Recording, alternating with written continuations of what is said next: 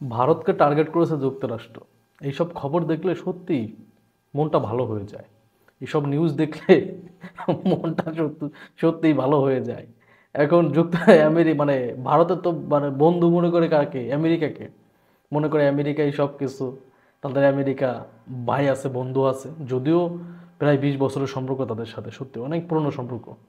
তাদের সম্পর্ক কিন্তু দেশের সাথে, কোনো দলের সাথে না। কিন্তু এই মুহূর্তে মানে বিজেপি মোদির দলের অনেকেই বলতেছে যে বিজেপিকে টার্গেট করছে, ইন্ডিয়াকে না।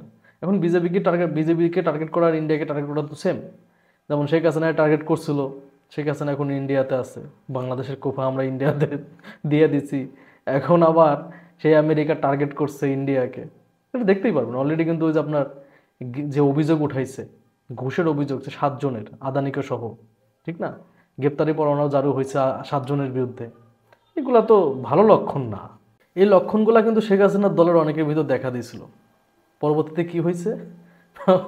পরবর্তীতে শেখ হাসিনা বাংলাদেশ ছেড়ে পালাইছে। যাই হোক, এখন আবার নজরটা মোদির উপর পড়ছে। থাকবে তো গদি দাদা? হুম, থাকবে তো গদি? যদিও দাদা এত গবর মার্কা ব্র্যান্ড নিয়ে কেউ রাষ্ট্র ক্ষমতা, একটা রাষ্ট্র পরিচালনা করতে পারে না। যতই আপনার মিসাইল থাক, যতই আপনার সৈন্যবাহিনী থাক, যতই আপনার অর্থনীতি থাক, যদি আপনার মাথায় যদি গোবর থাকে।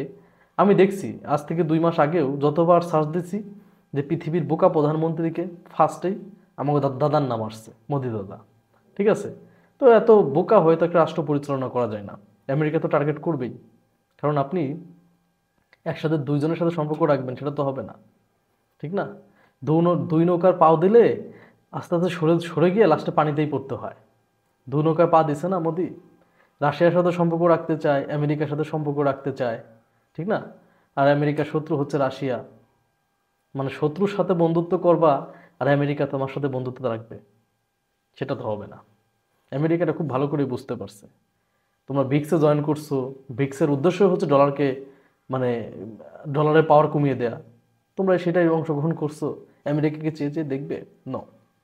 তো এখন মোদির দলের অনেকেই বলতেছে যে ডিরেক্ট বিজেপিকে টার্গেট করছে, ভারতকে টার্গেট করছে আমেরিকা। এই টার্গেটের জন্য এই যে কথাগুলো উঠতেছে না, এই কথাগুলোর জন্য দেখেন রুপির দরপতন হয়ে গেছে। সামনে কিন্তু এই টার্গেটের পরিমাণ আরও বাড়বে। তখন মোদি দাদার অবস্থা কি হয়, এটা দেখার অপেক্ষায় আছি। বুঝছেন? মোদি দাদা নিজেদেরকে অনেক বড় মনে করে। আমি দেখছি ইন্ডিয়ানদের মাঝে, ইন্ডিয়ানদের সাথে কথা বলে দেখতে পারছি ওদের ভিতরে অহংকার। ওদের রাষ্ট্র বড়, তো ওরা নিজেদেরকে অনেক বড় মনে করে।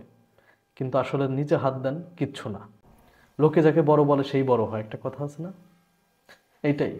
এখন তুমি নিজেরা অনেক বড় মনে করো, লোকে তো বড় মনে করে না, আমরা তো বড় মনে করি না। তোমাদের এই পাওয়ার আর বেশি দিন থাকতেছে না, দেখতে থাকো। কারণ আমেরিকার টার্গেট যার উপর পড়ছে সে শান্তিতে নাই।